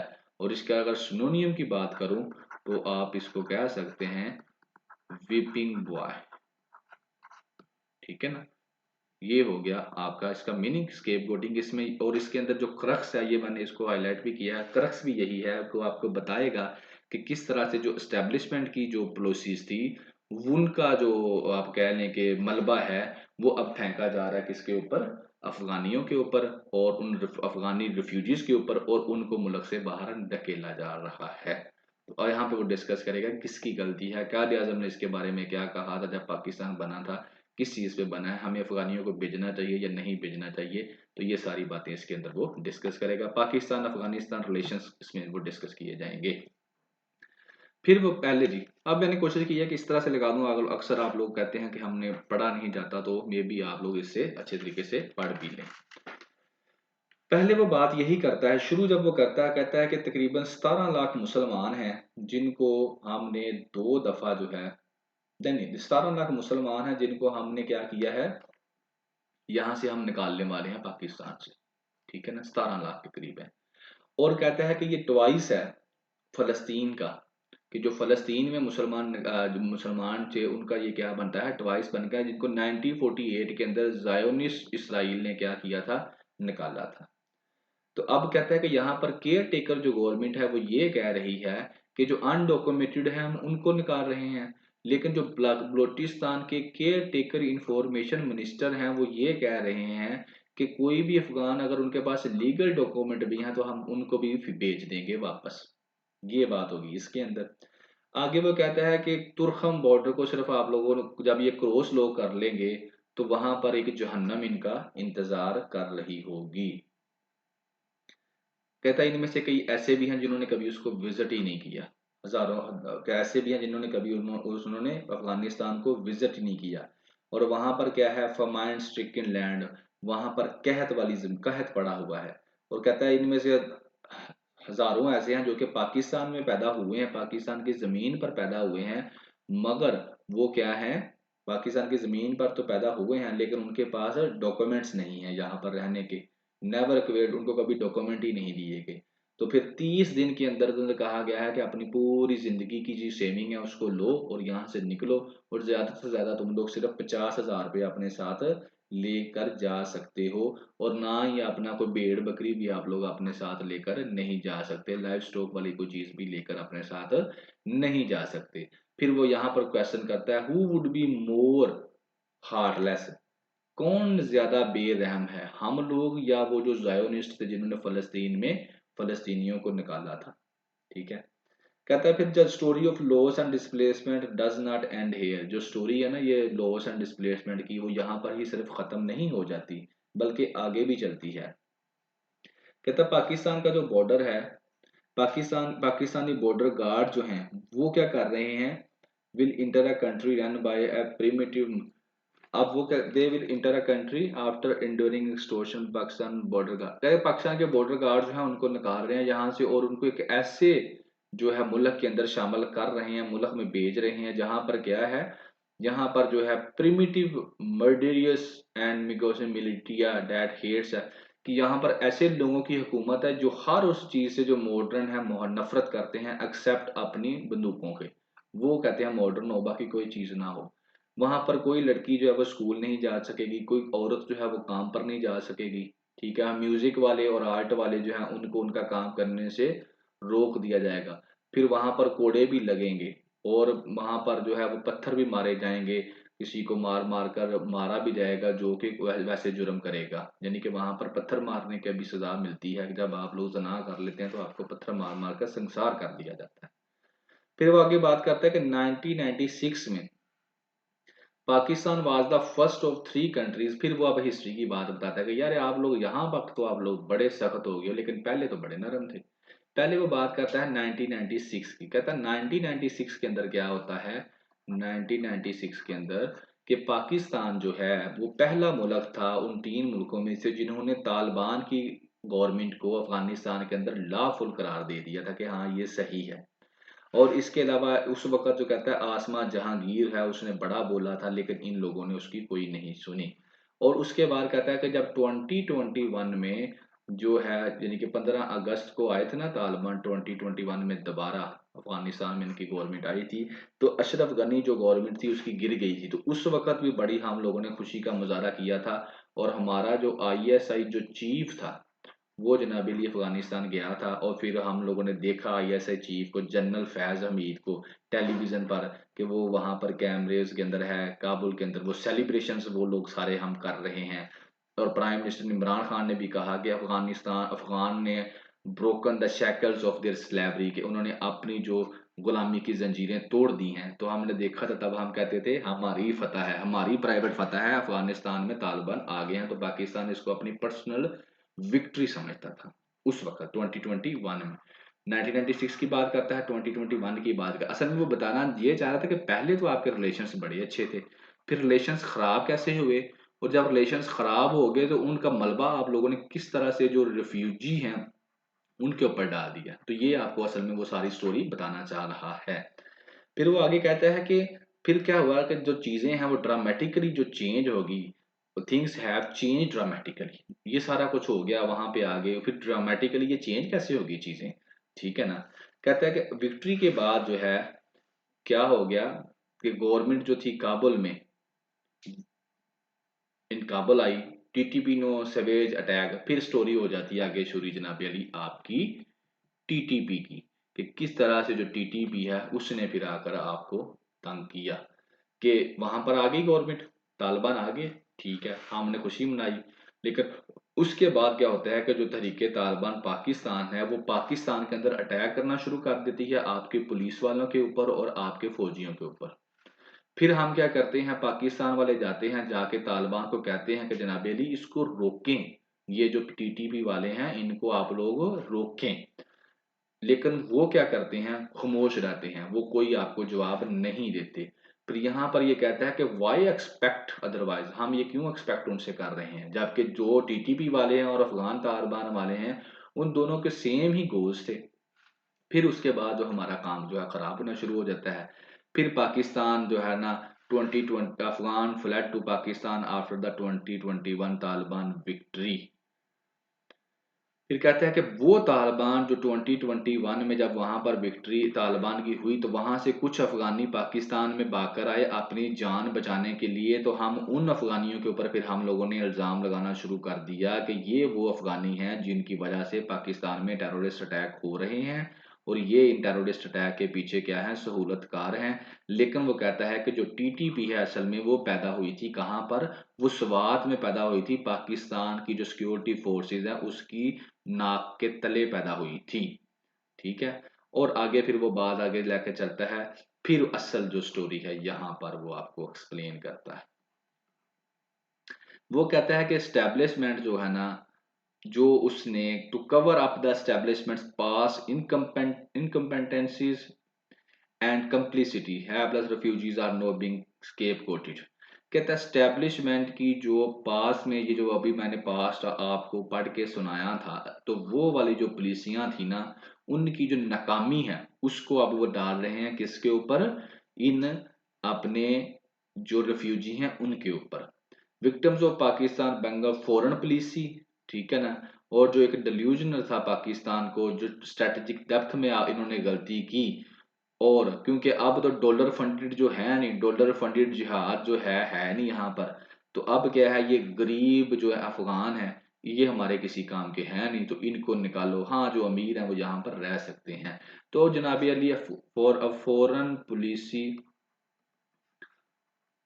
जो एस्टेब्लिशमेंट ने इस्तेमाल की हिस्ट्री के अंदर, उसमें वो स्ट्रेटजिक डेप्थ को एनालाइज नहीं कर सका। और फाइनली जो मिस्टेक हुई टीटीपी की शक्ल में हमारे सामने आ गई, और अब हम वो रिफ्यूजी के ऊपर डाल के उनको कवर दे रहे हैं। ठीक हो गया, ये होगी बात जो उसकी एडिटोरियल ओपिनियन की थी।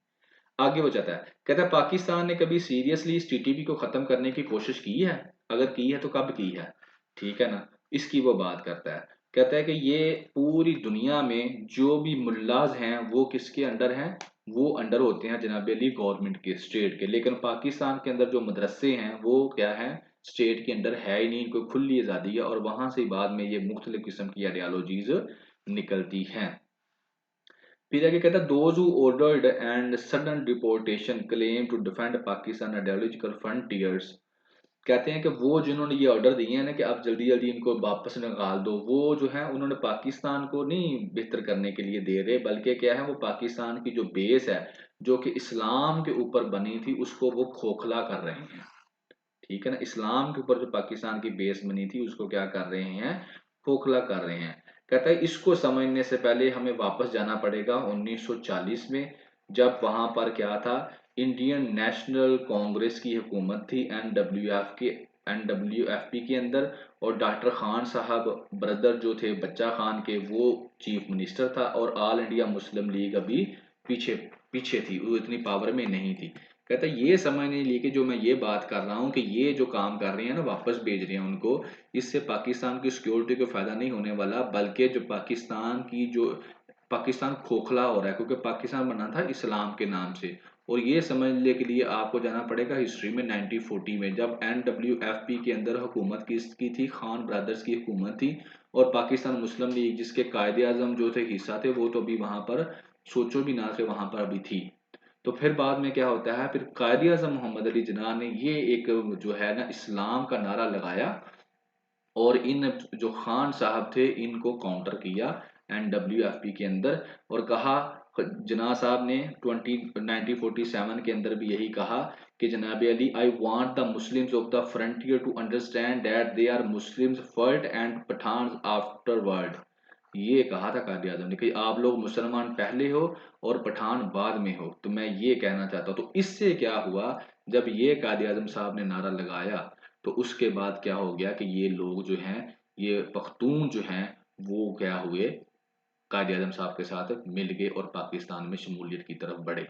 तो ये थी वो वाली बेस जो 1940 में जो थी बनाई गई थी इस्लाम के नाम पर। फिर वो आगे यहाँ पर ड्यूरेंट लाइन की बात करता है, कहता है ये जो ड्यूरेंट लाइन बनाई गई थी, ये तो ब्रिटिश वालों ने बनाई थी ना, डिमार्केट की थी अपने फायदे के लिए कि ब्रिटिश और रशिया का जो स्फीयर इन्फ्लुएंस है उसको खत्म करने के लिए। लेकिन कायद आजम ने तो कभी सजेस्ट नहीं किया कि Pakhtun would ever be prevented from freely crossing, कि पख्तून जो है वो इस को क्रॉस नहीं कर सकेंगे, ठीक है ना। और यानी कि ये वहां पर ये साबित करना चाहता है कि जना साहब का जो था ना नारा वो था इस्लाम, और आप लोग इस्लाम की बेस पर इनको यहाँ पर रहने दें, आप इनको वापस ना भेजें। साथ में ये भी कहता है कि मैं ये भी नहीं कहता कि दुनिया के किसी भी हिस्से से कोई मुसलमान उठकर आए और पाकिस्तान की आप उसको सिटीजनशिप दे दें, ये भी गलत है, लेकिन इनको कम अज कम आप ना निकाल लें। फिर वो आगे कहता है कि Afghan refugees issue starkly expose the inherent contradiction with in the state created on the basis of religious identity. फिर वही बात करता है कि रिलीजियस आइडेंटिटी के ऊपर ये मुल्क बना है और रिलीजियस आइडेंटिटी के ऊपर ही खड़ा है, और ये अफगान भी रिलीजियस आइडेंटिटी के ऊपर ही, इनको आप यहाँ पर रहने दें। और कहता है मेरे एक ओपिनियन के अंदर कि पाकिस्तान में कोई भी कहीं से भी आ जाए उसको आप सिटीजनशिप ना दें, लेकिन कम अज कम इनको जो है इस तरह से डिपोर्ट ना करें। वो गवर्नमेंट गलत है मैं कहता हूँ, और वाइडली कंडेम भी करता हूँ, और ये मेजोरिटी जो लोग हैं उनके जो ये खिलाफ है जहन के। फिर वो आगे एग्जांपल देता है कि टेंशन जो है वो सिंध के जो एग्जिस्ट कर रही है। फिर यहाँ पर वो एग्जांपल देता है कि सिंध के अंदर ये टेंशन एग्जिस्ट कर रही है कि जो सिंधी हैं, वो जो वहां पर इंडिजियस लोग रहते हैं वो वाले, और ये जो अफगान हैं, ये जो पख्तून वहां पर गए हैं, उनके दरमियान ये बड़ी एक टेंशन बड़ी पड़ी है कि इनके बारे में, अफगान के बारे में ये कहा जाता है कि ये सोशली कंजर्वेटिव है, इनका कल्चर बड़ा कंजर्वेटिव है, लेकिन ये हार्ड वर्क है। तो कहता है ये कहना तो ऐसे ही है ना कि जहाँ पाकिस्तान से अगर एक बंदा यूरोप जाता है तो उसका भी तो कल्चर वहां पर जाके कंजर्वेटिव ही होगा ना, लेकिन इसका मतलब ये थोड़ी है कि यूरोप वाले उसको वापस भेज देंगे। फिर आगे कहता है कि still mass deportation of Pakistanis from European similar, इसी तरह से है। आगे जी sensitive scientific management need Europe is on, अच्छा। आगे कहता है कि Afghan in Pakhtun must be deal with as per universal norms, उनको यूनिवर्सल नॉर्म्स के मुताबिक जो है वो रिस्पेक्ट किया जाए ह्यूमन राइट्स को और डिग्निटी को। और यही कहता है कि मिनिमम होना चाहिए, क्योंकि ये बहुत ज़रूरी है। कम अज़ कम कहता है कि जो यहाँ पाकिस्तान में पैदा हुए हैं उनको यहाँ पर ही रहने दिया जाए, उनको सिटीजनशिप दे दी जाए, इक्वल राइट्स दे दिए जाएं, और जो डॉक्यूमेंटेशन है उसका प्रोसेस जो है वो सादा किया जाए। औरतों को और जो लड़कियां हैं उनके उनको ज़बरदस्ती वापस ना भेजा जाए। और अगर इंडिविजुअल की बात की जाए तो उनको भी देखा जाए, जैसे आर्ट वाले हैं या दूसरे हैं, उनको भी एक स्पेशल किस्म की राहत आप लोग दें। सो दैट इज ऑल इस ओपिनियन के अंदर। आगे चलते हैं जी, आपका जो थर्ड ओपिनियन है लिथल पेस्टिसाइड्स, लेथल पेस्टिसाइड। इसमें सिर्फ यही बात होगी कि सुसाइड लोग कर रहे हैं, खुदकुशी कर रहे हैं, जो दवाइयाँ नहीं होती जो फार्मर डालते हैं फसलों में पेस्टिसाइड को मारने के लिए, वो दवाइयाँ पी पी कर। तो इसमें वो सारी बात यही करेगा कि अगर इस पेस्टिसाइड्स को हम कंट्रोल कर लें तो ये जो सुसाइड है ये बहुत ज़्यादा कम हो सकता है। तो इसको मैं जल्दी जल्दी आपको ओवरव्यू ले देता हूँ। कहता है WHO वर्ल्ड हेल्थ ऑर्गेनाइजेशन जो है उसने ये कहा है कि तकरीबन हर साल 19,000 बंदा जो पाकिस्तान के अंदर क्या हो रहा है, 19,000 बंदा सुसाइड कर लेता है पाकिस्तान के अंदर हर साल। और कहता है कि इनमें से जो है 20 से 30% जो है साउथ एशिया के अंदर कहता है कि 20 to 30% जो डेथ्स होती है ना वो पेस्टिसाइड की वजह से होती हैं, उसका जहर पीने की वजह से होती हैं। उनमें ज़्यादातर औरतें हैं और जवान लड़के हैं जिनकी उम्र 30 साल से कम है। तो कहता है काउंसलिंग से, थेरेपी से, मेडिकेशन से हम क्या कर सकते हैं, इसको रोक सकते हैं, इसको शायद हम रोका जा सकता है। फिर आगे वो बात करता है कि एक और भी काम है जिससे ये काम हो रुक सकता है और वो सुसाइड को रोका जा सकता है, इन डेथ्स को रोका जा सकता है। वो ये है कि ये जो पेस्टिसाइड्स हैं ना इनके ऊपर हम काम करें। तो वो आगे फिर बात करता है कि वो किस तरह से काम सारा चलता है। तो पहली बात वो करेगा लो इंटेंट टू डाई, कि कहता है कई लोग ऐसे हैं कि वो मरने के लिए नहीं खुद ये सुसाइड अटेम्प्ट करते, लेकिन वो मर जाते हैं। उसमें ये होता है कि उनको वो यानी कि बस चाहते हैं कि अपनी, क्या कहते हैं कि हमें कोई तवज्जो दे। कहता है हर बंदा जो है वो मरने के लिए खुदकुशी नहीं करता। कुछ लोग होते हैं वो बस गलती से उनकी जान भी चली जाती है। वो कोई ऐसी चीज़ का इंतखाब कर लेते हैं जो ज़्यादा खतरनाक होती है। वो तो जस्ट बस अपने जो है ना वो बताना चाहते हैं कि मैं तंग हूँ, मुझे मदद की ज़रूरत है घर वालों को या जो भी है। तो ऐसे में क्या होता है कि उनको जो चीज़ें होती हैं ना अवेलेबल, वो इतनी हार्मफुल होती हैं कि उनकी डेथ ही हो जाती है। तो कहता है एक चीज़ तो यूँ है। फिर वो कहता है असेस ऑफ लिथल जो है मीन्स कि ऐसे चीज़ें जो बहुत ज़्यादा डेंजरस हैं उन उनकी असेस ही ना लोगों को दी जाए। तो उससे भी क्या होगा कि ये जो सुसाइड्स हैं वो कम हो जाएँगे, क्योंकि हर बंदा मरने के लिए तो नहीं सुसाइड करता ना। तो वो कहता है कि जैसे ये टॉक्सिक जो पोस्ट हैं वाले ज़हर हैं, तो यहाँ तक अगर किसी के पास एक्सेस नहीं होगी पेस्टिसाइड्स वाले, तो वो ज़हर है वो इनको नहीं पिएगा। इनको पीने से तो ज़्यादातर लोग जो होते हैं उनकी डेथ हो जाती है।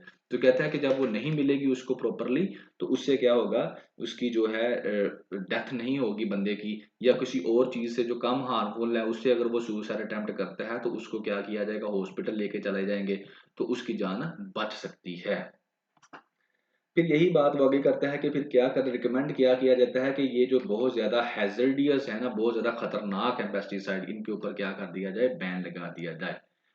आगे कहता है कि प्रॉब्लम क्या है पेस्टिसाइड सूट में सुसाइड में, कहता है इसमें ये प्रॉब्लम है कि दुनिया के अंदर तकरीबन 1.5 लाख जो डेथ्स होती है ना हर साल, वो इन्हीं की वजह से होती हैं। ठीक है ना। और ये प्रॉब्लम ये है कि ज्यादातर जो है ये फार्मर्स होते हैं। ठीक है ना।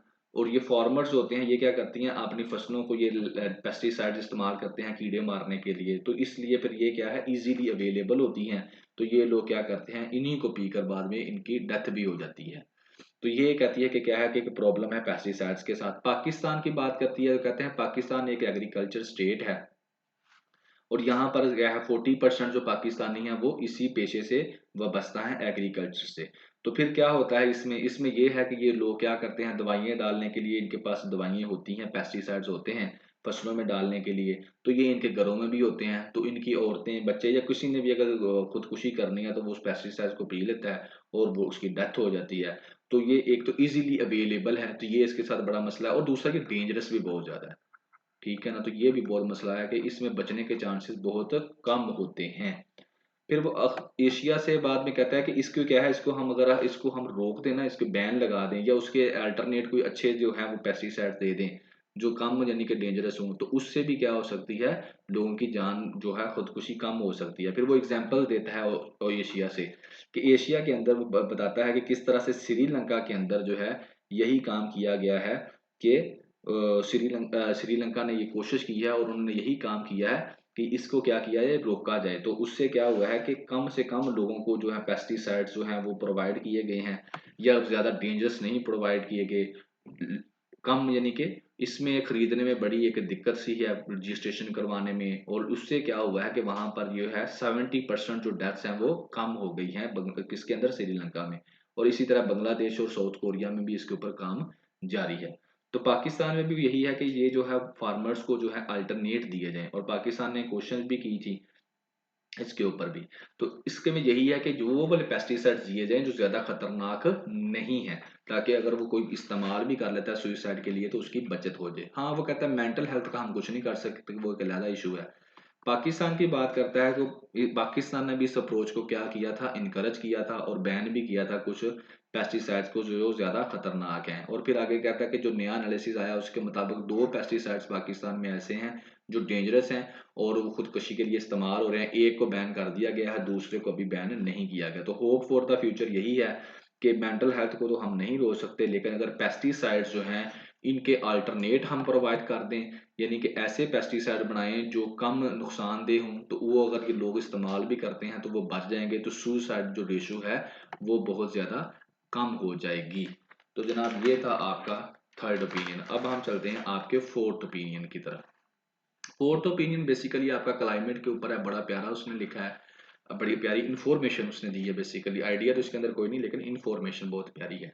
क्या क्लाइमेट के ऊपर है कि इंटरनेशनल जो क्रिमिनल जस्टिस सिस्टम है, आईसीजे, ये क्या है यार, ये हाँ आईसीजे है, इंटरनेशनल कोर्ट ऑफ जस्टिस जो है, उसने क्या किया है ये क्लाइमेट के ऊपर, उसने क्या है, उसने केस एक शुरू कर दिया, प्रोसीडिंग शुरू कर दी है, और यूनाइटेड नेशन जनरल असेंबली इससे बड़ी खुश भी है। और उसी के थ्रू उसने किया कि अब क्या है, लीगली तौर पर जो लोग इसको नहीं मानते ना उनको लीगली तौर पर किया जाएगा। मतलब क्या है, कि पहले कहते थे जनाब आप लोग, जैसे पाकिस्तान जो है वो इतनी कार्बन डाइऑक्साइड नहीं छोड़ता, ठीक है, लेकिन पाकिस्तान जो है फ्लड पाकिस्तान में आ जाता है, तबाही पाकिस्तान में आ जाती है। और COP28 में भी यही डिस्कस करना था कि वो मुल्क जो कार्बन डाइऑक्साइड नहीं छोड़ते या क्लाइमेट क्राइसिस में जिनका रोल नहीं है लेकिन वो डिस्टर्ब हो रहे हैं दूसरों की वजह से, तो उनका कुछ किया जाए। तो तरले मिनटों में बात चल रही थी कि हम उनको फंड्स देंगे लेकिन अपनी मर्जी से देंगे। लेकिन अब क्या है कि इंटरनेशनल कोर्ट ऑफ जस्टिस ने क्या है कि अब जो है जनाब यानी देखा जाएगा कि कौन सा मुल्क कितनी जो है वो इन्वायरमेंट के अंदर गंदगी छोड़ रहा है, उसकी वजह से दूसरे मुल्क कितने डिस्टर्ब हो रहे हैं। अब उससे जो लीगली तौर पर पैसे लिए जाएंगे, जुर्माने किए जाएंगे और लीगली तौर पर दूसरों को एज ए हक उसको दिए जाएंगे, चैरिटी के तौर पर नहीं दिए जाएंगे। तो इसके ऊपर अब इंटरनेशनल कोर्ट ऑफ जस्टिस ने मांगा है कि जहाँ भाई सारे सारे आ जाओ, जिसका जो जो मसला है वो लेकर आ जाओ। तो पाकिस्तान के लिए भी बड़ी अच्छी अपॉर्चुनिटी है, अपनी फाइल तैयार करे और लेकर चला जाए कि जनाब इतने परसेंट मैं कार्बन डाइऑक्साइड गैस छोड़ता हूँ हवा में, लेकिन रिजल्टेंटली मैं पिछली दफा 2022 में फ्लड आ गया था, मैंने तो नहीं इतनी गैस छोड़ी लेकिन 2022 में फ्लड आ गया, तकरीबन 1/3 एरिया मेरा डिस्टर्ब हुआ, $30 बिलियन का मुझे नुकसान हो गया। तो जनाब जो ज्यादा गैस छोड़े हैं उनके पैसे लेकर मुझे दो और मैं ताकि अपने मुल्क के ऊपर लगाऊं और बेहतरी की तरफ आऊं। तो ये इंटरनेशनल कोर्ट ऑफ जस्टिस ने जो प्रोसीडिंग शुरू की है ना, ये बड़ी अच्छी और पॉजिटिव जो है वो समझ लें हमारे सामने आई है। तो चलें जी इसको डिस्कस कर लेते हैं। हाँ जी, तो क्या कहता जी, कहता जी 8 साल हो गए हैं पेरिस एग्रीमेंट को, ठीक है ना। और जो मुल्क है ना, मिशन जो है ग्लोबल कम्युनिटी जो है वो सीरियस नहीं ले रही इसको, ठीक है। और उसकी वजह से क्या हो रहा है कि जो 1.5 सेल्सियस डिग्री था 2020 तक हमने कहा था उसको कवर, उसको रोकेंगे, यहाँ से का ज्यादा नहीं होने देंगे, उसके ऊपर कोई काम नहीं हो रहा।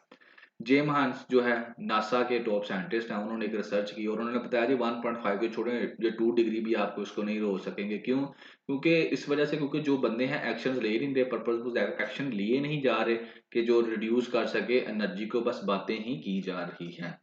तो इस चीज को देखते हुए ना, ये जो सिर्फ बातें की जा रही है, इंटरनेशनल कोर्ट ऑफ जस्टिस ने क्या किया है कि एडवाइजरी प्रोसेस शुरू कर दिया है, जिसके अंदर क्या है कि रिटर्न में दें, ओरल हेयरिंग्स होंगी, सारी स्टेट्स की जो भी ओब्लिगेशंस हैं वो सुनी जाएंगी, ताकि क्लाइमेट चेंज जो है उसको रिस्पेक्ट ऑफ क्लाइमेट चेंज जो चीज़ों को सुना जाएगा। और ये 2024 तक या अर्ली 2025 तक उन्होंने कहा है जनाबी अली, ये सारी की सारी चीज़ें आप जमा करवाएं, यानी कि हर एक स्टेट जिसको जो नुकसान कर रही है वो भी, जिसके ऊपर इल्ज़ाम लग रहा है कि ये नुकसान कर रही है एनवायरनमेंट का वो भी, और जिसका हो रहा है वो भी अपने अपने डॉक्यूमेंट्स जो हैं वो जमा करवाएं। और यूनाइटेड नेशन जनरल असम्बली जो है उसने इंटीमेट किया है, initiated a formal request after adopting a resolution। ये बेसिकली जो था इनिशिएटिव किसका था? यूनाइटेड नेशन जनरल असेंबली का, जिसने एक रेजोल्यूशन पास होने के बाद ये काम शुरू कर दिया था। और इंटरनेशनल कोर्ट ऑफ जस्टिस में अब ये है कि states are obligations on climate change, ठीक है, यूनिक अपॉर्चुनिटी है जी ये फॉर फ्यूचर क्लाइमेट एक्शंस के लिए। तो बेसिकली क्या है कि ये एक प्रोसेस शुरू हो चुका है जिसके बारे में मैंने आपको बताया था। अब इस प्रोसेस के तहत जी होने क्या वाला है, international Court of opinion can help, ये हेल्पफुल कैसे रहेगा? हेल्पफुल ये इस तरह से रहेगा कि जो बिग एमिटर्स है ना वो लीगली क्या होंगे, अकाउंटेबल होंगे अंडर इंटरनेशनल लॉ। जो ज्यादा ये धुआं छोड़ रहे हैं वो अकाउंटेबल होंगे, ठीक है ना। और इसके अलावा क्लाइमेट लेजिटिमाइजेशन होगी और jurisdiction across globe seeking hold governments accountable for climate acts and omission that cause harm journey। यानी कि वही बात कि जो अकाउंटेबल होंगे, जो छोड़ रहे हैं वो क्या होंगे, वो फ्यूचर में जो हार्मफुल हैं वो फ्यूचर में क्या करेंगे, अकाउंटेबल होंगे, पैसे देंगे या जुर्माना बढ़ेंगे, जो भी चीजें वो करेंगे। कहता है कि this offer a breakthrough opportunity for changing the course of climate action. इससे क्या होगा, क्लाइमेट एक्शन का एक ब्रेक थ्रू क्या होगा, चेंज होगा। और जब जनवरी 2024 जो है वो समझ लें कि ये एक डेट दे दी गई है जिसके अंदर सारे के सारे जो है उनको कहा गया है कि वो आए और आकर अपना अपना जो व्यू है उसको प्रेजेंट करें लीगल पर्सपेक्टिव में कोर्ट के सामने। अब कहता है ये कंट्रीज के ऊपर डिपेंड करता है, सारी डिपेंड ऑन द कंट्रीज, वो किस तरह से अपना जो स्ट्रॉन्ग एविडेंस है वो पेश करती हैं और progressive view on human rights and environment किस तरह से वो इसको प्रेजेंट करती हैं इंटरनेशनल कोर्ट ऑफ जस्टिस के अंदर। और इसके अलावा वो कहता है कि ये अच्छी अपॉर्चुनिटी है to place loss and damage for the forefront of the future climate, के लॉस एंड डैमेज को अच्छी तरीके से ऑब्जर्व किया जा सकेगा। इसके अंदर ये एक अच्छी अपॉर्चुनिटी है कि फ्यूचर में जो निगोशिएशंस होंगी make the global community realise that managing the climate crisis beyond moral responsibility, के पहले तो ये कहते थे ना मोरल रिस्पॉन्सिबिलिटी है, अब मोरल या अखलाकी जिम्मेदारी नहीं है बल्कि अब ये बन जाएगी ओब्लिगेशन। अब आपको ये करना ही पड़ेगा, आपकी लीगल ड्यूटी बन जाएगी अब ये। तो ये बड़ा एक अच्छी अपॉर्चुनिटी है। ये जो ओब्लिगेशन थी ना मोरल, कोई मानता था कोई नहीं मानता था, तो अब इसके बाद क्या होगा, अकाउंटेबिलिटी होगी, देखा जाएगा कि किसका कसूर है, कौन ज्यादा गैस कार्बन डाइऑक्साइड छोड़ रहा है, कौन ज्यादा एनवायरनमेंट में पोल्यूशन पैदा कर रहा है, उसको वो उस हिसाब से वो बाउंड होगा कि वो पेमेंट करे उन मुल्कों को जिनका नुकसान हो रहा है। तो ये एक इसके अंदर बड़ी अच्छी चीज आ गई। आगे वो कहता है कि इससे क्या होगा, जो शिफ्ट हो गई है discussion from countries merely offering charity and avoid the vulnerable nations to fostering and legal sound, यानी कि जो पहले वो चैरिटी के तौर पे आपको पैसे देते, जैसे पाकिस्तान कहेगा ना जनाब मेरा इतना नुकसान हो गया, तो पाकिस्तान को चैरिटी के तौर पर पैसा दिया जाना था, लेकिन अब ऐसा नहीं होगा। अब चैरिटी के तौर पर नहीं होगा बल्कि लीगली जो है वो आपको देने पड़ेंगे जिन्होंने ये काम तबाही की हुई है, जिन्होंने क्लाइमेट को जो हार्म किया या इंजर किया। जैसे पाकिस्तान की बात की जाती है कि पाकिस्तान तो कंट्रीब्यूट करता है लीस्ट टू द क्राइसिस, मगर सफर सबसे ज्यादा करता है, सफर द मोस्ट। तो दिस अपॉर्चुनिटी कहता है कि टाइमली है एंड स्ट्रांगली पाकिस्तान का पास, पाकिस्तान को चाहिए कि टाइमली एंड स्ट्रांगली जो है आर्गू करे, सबमिशन करे अपनी, ठीक है ना, और ग्रिप रखे वो वायलेंस प्लांट्स बर्निंग, यानी कि अब पाकिस्तान के पास ये अपॉर्चुनिटी है कि वो अपना केस जो है वो आगे लेकर जाए।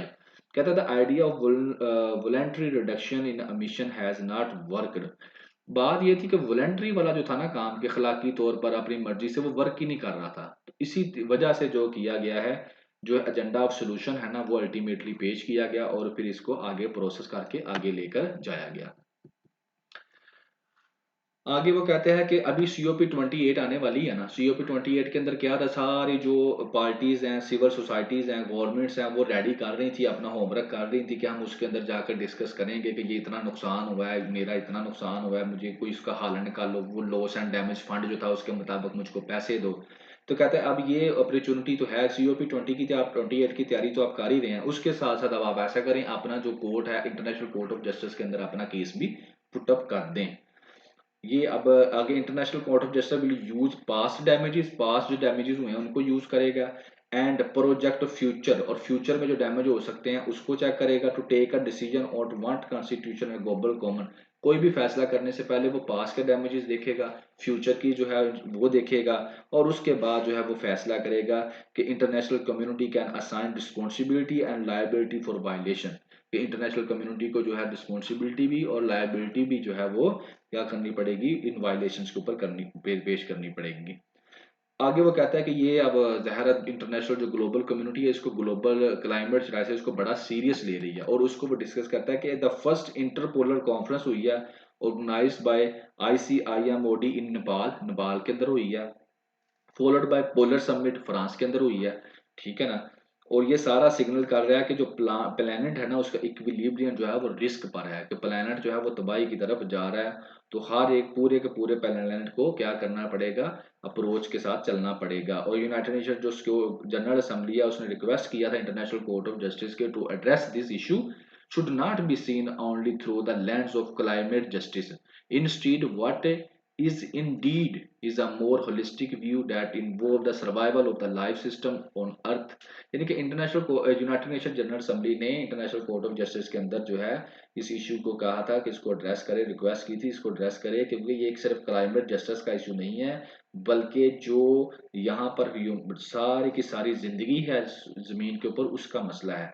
और इसके लिए जो ह्यूमन बींग्स है वो सिर्फ एक ऐसी स्पीशीज है जो इसको और ज्यादा तबाही की तरफ लेकर जा रही हैं। सो जनाब ये था आपका जो है इंटरनेशनल कोर्ट ऑफ जस्टिस। अब आपके क्लाइमेट का जो इशू है उसके अंदर ये भी इन्वॉल्व हो गया, ये एक नई अपडेट आपके लिए है, नई इन्वॉल्वमेंट है। अब इसको जिस तरह उसने बताया है कि ये एक पॉजिटिव स्टेप है, अब देखना ये है कि ये वाकई ही पॉजिटिव है या इसके अंदर क्या है और क्या नहीं है। ले जी ये था आपका आज का today editorial plus opinion analysis, and मुझे उम्मीद है कि आपने बहुत सारी नई चीज़ें जो हैं इसके अंदर सीखी होंगी। तो अब have a nice day, bike cut करें इसका, और दुआ में याद रखिएगा, कमेंट जरूर कीजिएगा। Thank you very much.